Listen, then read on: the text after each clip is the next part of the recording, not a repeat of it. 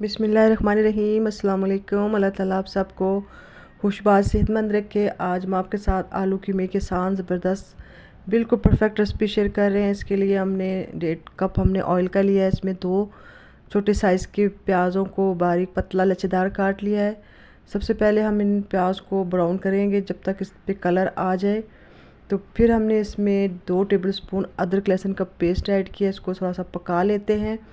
और यहाँ पे हमने ज़ीरा ऐड किया है, वो वीडियो में मिस हो गया है। 1 चम्मच ज़ीरा ऐड कीजिए, कीमे में उसका टेस्ट बहुत अच्छा लगता है। और साथ ही हमने 2 बड़ी इलायची काली और 1 दालचीनी का टुकड़ा भी डाला है।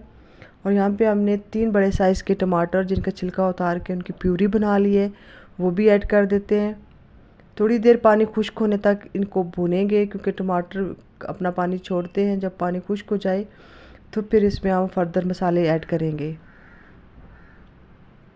अक्सर कीमा बनाते हुए ये इशू होता है कि उसकी तरी नज़र नहीं आती, जैसे